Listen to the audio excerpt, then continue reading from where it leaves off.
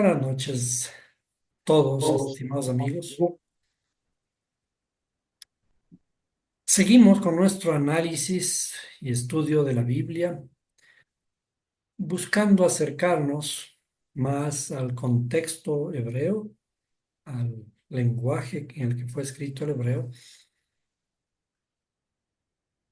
de manera que podamos entender un poco más de cerca la eh, forma de pensar, las expresiones escritas en la Biblia que deben motivar nuestro pensamiento, nuestra inteligencia para desarrollarnos.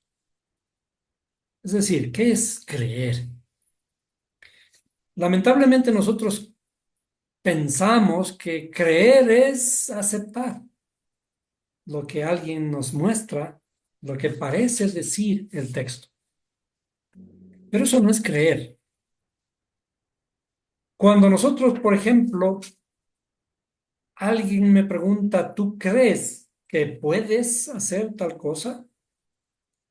¿En qué me fundamento yo para responder? Yo me fundamento en mi experiencia. Yo me fundamento en lo que he aprendido. Y entonces digo, por ejemplo, si me dicen, ¿tú crees que puedes ir en bicicleta de aquí hasta 20, 50 kilómetros? Si yo no sé manejar, ¿qué voy a decir? No, pero si yo ya tengo una experiencia con la bicicleta, veo mis fuerzas, digo, claro, claro que creo en mí. Creo en mi fuerza, creo en mi conocimiento, creo en mi experiencia. Cuando le preguntamos de esta forma a todas las personas, estamos intentando evaluar este conocimiento, esta experiencia interior. Entonces, el creer está estrechamente ligado a mi fortaleza interior, a la confianza que puedo tener en mí. Por lo tanto, cuando la Biblia dice, cree en el Señor Jesucristo y serás salvo tú y tu casa, esto implica entrar a un camino de experiencia. ¿Con qué? Con la luz. Cree en Yeshua HaMashiach. No es creer en un individuo, es creer que es Yeshua HaMashiach, es el camino de la luz del conocimiento. Entonces, si yo entro en este modelo que me lleva a acercarme al conocimiento de el Creador infinito, mientras conozca esta luz, voy a ir teniendo mayor confianza. Y cuando ya he recorrido, entonces esa confianza va a ser parte de mí. Si ya sé que he entrenado, he dado unas cuantas vueltas y ya he podido manejar el equilibrio. Entonces, con ese equilibrio que ya he podido manejar, digo, sí, sí sé que puedo llegar. Eso es lo que conocemos como fe. ¿Qué es la fe? Dice, la certeza de lo que se espera. ¿Por qué tengo certeza? Porque conozco la convicción de lo que no se ve. ¿Por qué tengo convicción? Porque lo que ya conozco lo he experimentado y tengo confianza para abordar lo que no veo todavía, porque ya he dimensionado mi fortaleza interior. Entonces, cuando decimos creer, pensamos que creer es solamente un ejercicio de levantar la mano, pero tiene en realidad que ser un ejercicio de experimentación. Y cuando digo fe, En realidad, esa fe viene, la palabra hebrea viene de la palabra emuná hebrea, pero emuná está emparentada o tiene una raíz con la palabra imun, que se llama entrenamiento, que tiene significado de entrenamiento, disciplina. Es decir, ¿qué es la fe? La fe dice, viene por el oír. Es decir, viene significa que escucho, experimento, aprendo. ¿Y el oír de qué? De la palabra de Dios. Entonces la fe es un ejercicio, un entrenamiento. Y el entrenamiento es un fortalecimiento de mis capacidades interiores. Y para ello hay que hacer un ejercicio de inteligencia, un ejercicio de razonamiento. Porque cuando masticamos, cuando rumiamos lo que estamos aprendiendo, cuando escudriñamos la palabra, estamos masticando esas palabras hasta que podamos digerirlas. Y si hemos digerido apropiadamente los alimentos, esos alimentos vamos a poderlos aprovechar de una mejor manera. Por ello, inclusive desde el punto de vista dietético, los médicos nos aconsejan que tengamos que triturar muy bien los alimentos para que sean de provecho para nosotros. Es lo mismo, escudriñar es como rumiar lo que estamos estudiando, porque ese ejercicio de repetir y de rumiar nos ejercita lo que nosotros llamamos la fe, o lo que debería llamarse el creer. ¿Creer en qué? Creer en mis fuerzas. Creer en que estoy asido de la mano del Creador, que es lo mismo. ¿Por qué? Porque ¿en dónde está el Creador? El Creador está en mí y es el que me da las fuerzas necesarias para continuar.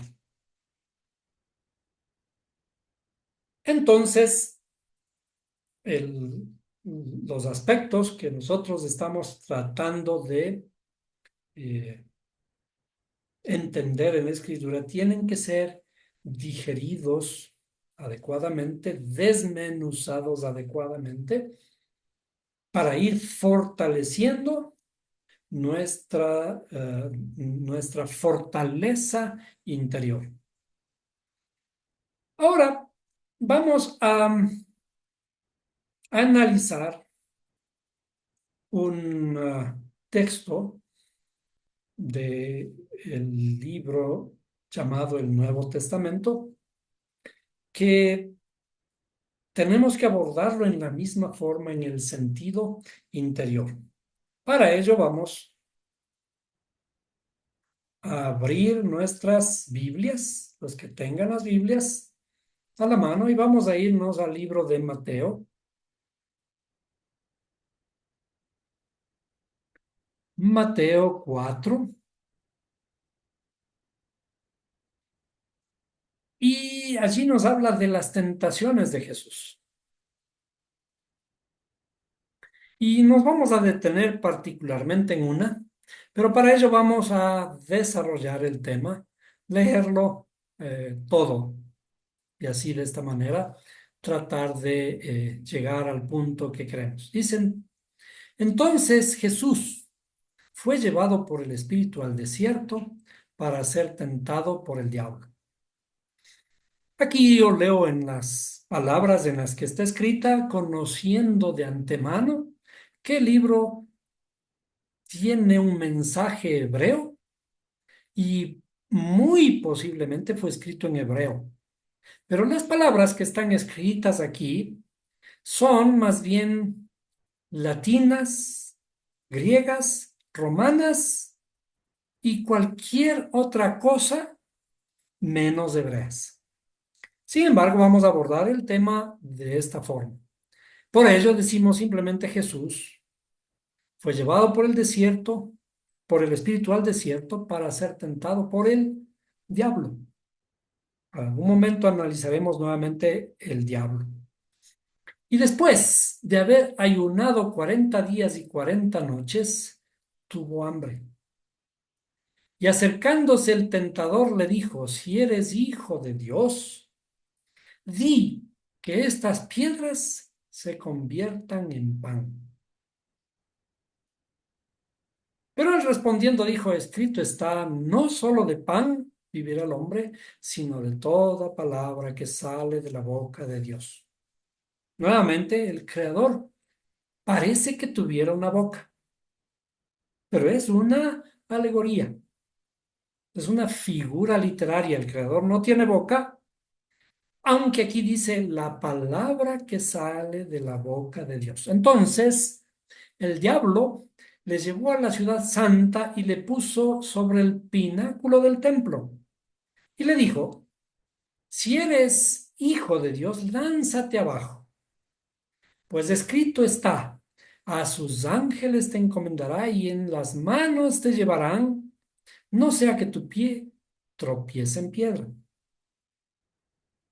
Jesús le dijo también, escrito está, no tentarás al Señor tu Dios. Y ahora vamos a la que nos interesa. Otra vez el diablo le llevó a un monte muy alto y le mostró todos los reinos del mundo y la gloria de ellos. Y le dijo, todo esto te daré si postrándote me adoraras. Entonces Jesús le dijo, vete, Satanás, porque escrito está, al Señor tu Dios adorarás y solo a Él servirás. El diablo entonces le dejó y he aquí ángeles vinieron y le servían. Si recordamos desde el inicio la alegoría de Adán, Eva y la serpiente, cuando la serpiente, que también por ahí vemos que es la misma figura de lo que aquí vemos como Satanás, el diablo, la serpiente antigua, ¿sí? Dice,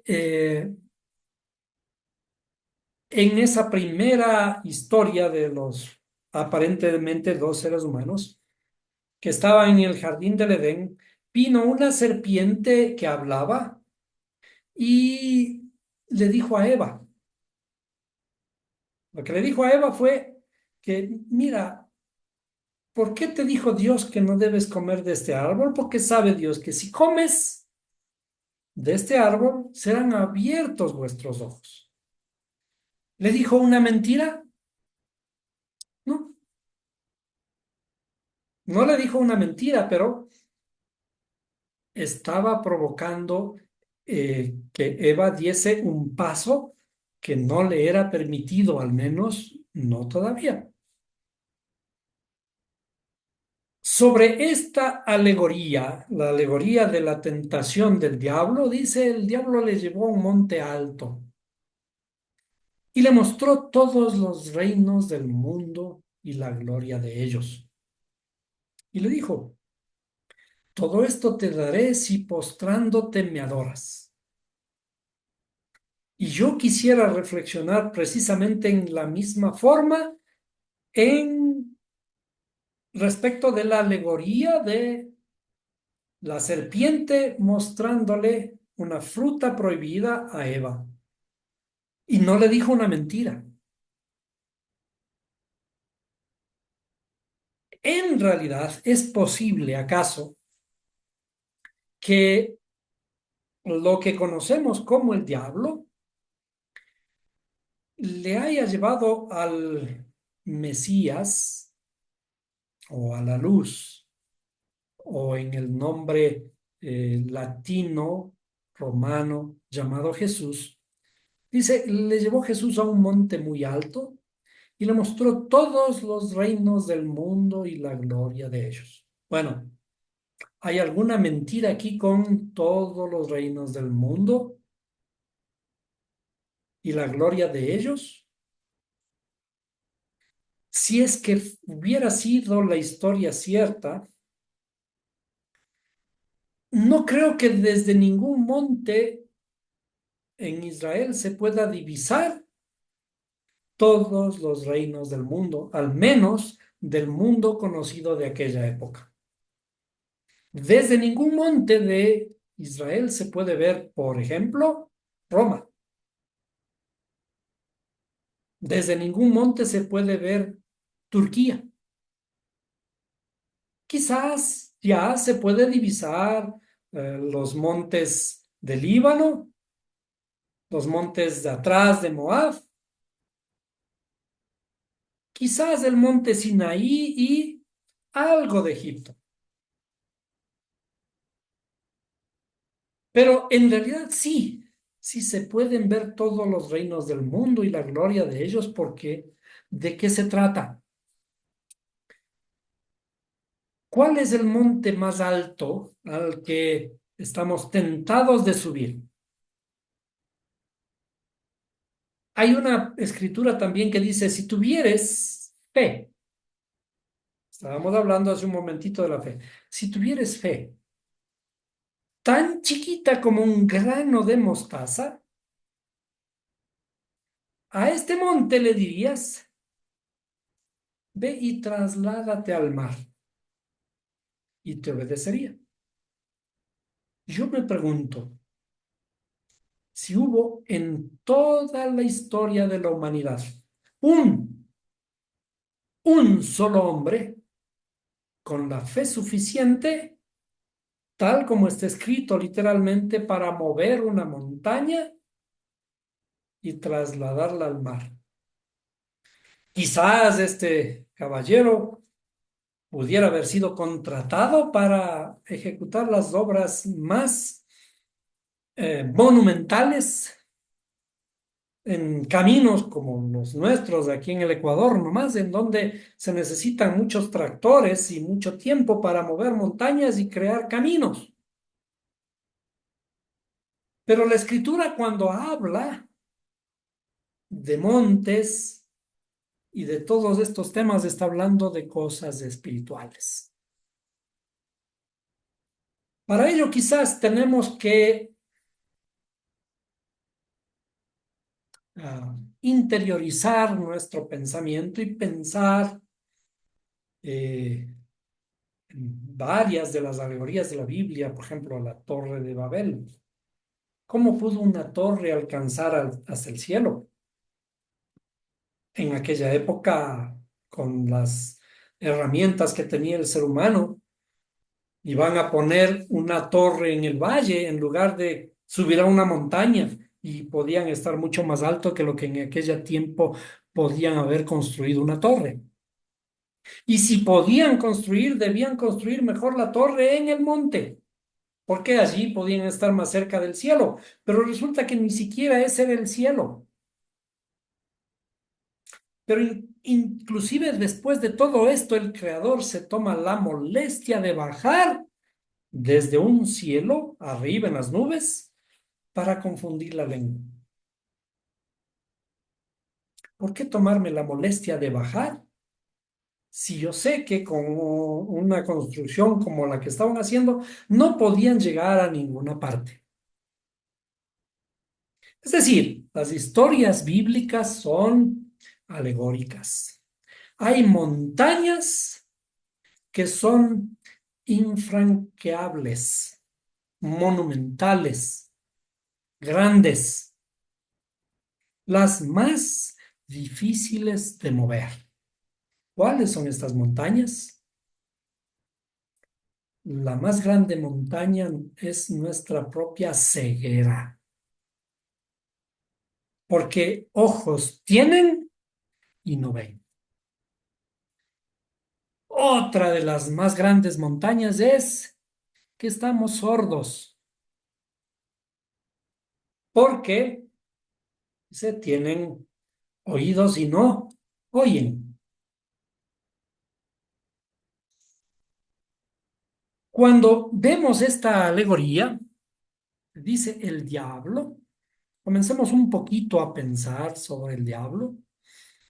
Este diablo que también más abajito en el 10 dice que es Satanás. En la Biblia hebrea, en el Antiguo Testamento, este Satanás de aquí no se le escribe con mayúscula. Se escribe en la misma forma que está escrito aquí diablo. Diablo es minúscula. ¿Por qué? Porque no es una persona.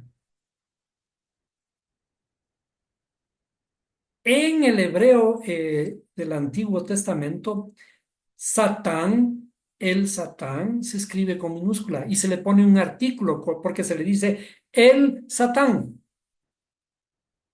porque es una cualidad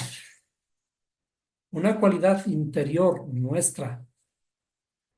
Desde el punto de vista hebreo, el Satán es un ángel, no en la forma como acostumbran a decirnos ahora, fue un ángel y después cayó.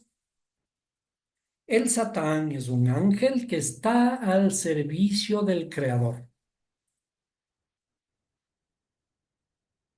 ¿Cómo podemos entonces entender este asunto de que eh, Jesús le fue tentado por el diablo? El diablo le lleva a un monte muy alto y le muestra desde allí todos los reinos del mundo. Dijimos, hay un monte muy alto que es nuestra propia ignorancia, nuestra propia ceguera. Y como somos tan ciegos y tan sordos, no podemos mover esta gran montaña que llevamos dentro. Esta gran montaña también aparece en una alegoría en la historia de David peleando contra un gigante llamado Goliat. Desde luego, a esa montaña, David, el hombre conforme al corazón de Dios, ahora ya tiene la capacidad de derribarlo. Entonces, aquí, cuando el diablo le lleva a un monte muy alto a Jesús, ¿en dónde vive Jesús? Y recuerden que en todas estas historias tenemos que aprender a leer estas historias sin tiempo y por lo tanto aplicándose a cada uno de nosotros. ¿En dónde vive Jesús? Nos han enseñado, sí, que Él vive en nuestros corazones. La luz del Creador ha descendido del cielo hacia la tierra para iluminarnos. ¿Por qué? Son nuestras emociones las que están desordenadas y vacías. Recuerden el segundo verso del Génesis. Y la tierra estaba desordenada y vacía. Entonces, la luz vino a descender, descendió de los cielos hacia la tierra, pero aquí, antes de iniciar su ministerio, por eso nosotros vemos aquí, dice, comienza su ministerio. Para iniciar su ministerio es, digamos, recién llegado, tiene que ser probado. Y esta prueba aparece aquí unos versos antes, cuando tiene que pasar 40 días en el desierto. Y veamos si está en la forma en que nosotros conocemos. Dice 40 días y 40 noches. ¿Cuántas veces, cuántos días y cuántas noches estuvo el arca flotando en el mar mientras llovía? 40 días y 40 noches. 40 días y 40 noches llovió. ¿Cuántos años estuvo el pueblo de Israel deambulando en el desierto? Curiosamente, estas dos palabras, estos números están estrechamente relacionados con los 40 días y 40 noches también de Jesús en el desierto. ¿Qué son el desierto y los 40 días y 40 noches? Al estar ligados al ayuno, ¿cuál es el verdadero ayuno? No se trata de dejar de comer, aunque el dejar de comer nos debe llevar a reflexionar acerca del propósito del ayuno. ¿Cuál es el ayuno? Tenemos que dar de comer a las viudas, dar de comer a los niños, a los enfermos, visitar a los enfermos, visitar a las viudas. ¿Cuáles son las viudas? Las viudas son nuestra inteligencia a la que ya se le ha muerto la sabiduría. Tenemos que hacer ese trabajo como el profeta Elías, que el Creador le manda y le dice, vete a Sarepta, porque allí te tengo preparado una mujer. ¿Para qué? ¿Para que tú le sustentes? No, para que ella te sustente. Sarepta es, te voy a perfeccionar, te voy a pulir. Ándate en esta tarea, te voy a pulir. Y esta viuda, que no tiene nada, es la que te va a sustentar. Los 40 días del desierto son el sinónimo de la reflexión. El desierto es sinónimo de reflexión, de introspección.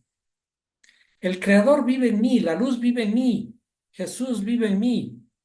El Mashiach es la chispa de luz que está latente en mi oscuridad y que tengo que avivarle. Y para avivarle necesito el desierto, los 40 días y 40 noches, para darme cuenta que esa luz está aquí y la tengo que encender. Y cuando me dé cuenta y haya pasado la prueba, aún después de esto voy a tener que enfrentarme a esta prueba para saber si he aprendido o no. Entonces, el diablo, alegóricamente, le lleva a Jesús, a la luz que está en mí, le lleva al monte más alto. ¿Cuál es el monte más alto? Mi ego. Mi ignorancia extrema que se cree la dueña del mundo. Desde allí, desde el pináculo de ese monte, desde la cima de ese monte, voy a poder ver los reinos del mundo, todos los reinos. ¿De cuál mundo? De mi mundo. Y voy a creer que soy capaz de ser el dueño de todo eso. ¿Cómo voy a ser capaz de ser dueño de todo eso? Porque me creo capaz yo, en mi ignorancia, solito. Pero en realidad aquí tengo que darme cuenta, reflexionar, regresar a la escritura para saber que no es por mis fuerzas egoístas, sino por la fuerza que me pueda dar la luz del conocimiento del Creador que está dentro de mí. Por eso, es una mentira que me digan que no, que yo puedo llegar a ser el dueño de todo. Sí, en el extremo, ¿qué es lo que hace el ser humano? Cree ser el dueño de todo el mundo y aplica todas sus fuerzas para oprimir a sus trabajadores, para sacarle el jugo a todas las fuerzas que tiene a su alrededor y que colaboran con él. Y puede amasar grandes fortunas. Entonces, naturalmente que el diablo, el oponente, me dice la verdad. Sí puedo ser el dueño, pero recuerda, ¿De qué le vale al hombre que ganare todo el mundo si perdiere su alma? Y además, recuerda que esta noche a lo mejor vienen a pedir tu alma. Entonces Jesús le recuerda, dice, vete, Satanás. ¿Por qué? Porque escrito está, al Señor tu Dios adorarás y a Él solo servirás. Es decir, que no importa que yo pueda darme cuenta de que tengo la fuerza necesaria en mi interioridad, mi egoísmo está tan elevado que puedo ser el dueño del mundo. ¿Qué importa si esta noche vienen a pedir mi alma? Entonces tengo que reflexionar. ¿Soy yo dueño de mí, dueño de mi vida, dueño de lo que poseo? ¿O tengo que estar al servicio de los demás? Tengo que darme cuenta que no me sirve para nada el monte si es que no pienso que todas mis fuerzas, todas mis capacidades tienen que llevarme a un estado de humildad. Humildad al servicio del universo entero. Todo lo que yo pueda hacer tiene que ser para beneficio de todos. Que mis fuerzas me guíen hacia una meta que pueda ser compartida con los demás. Porque al final ese es nuestro objetivo aquí en el mundo. ¿Puedo ser dueño del mundo? Sí, pero ¿de qué sirve? ¿De qué sirve si no soy dueño de mi propia vida? La vida, mi propia vida, puede ser más importante que todas las cosas que yo pueda poseer.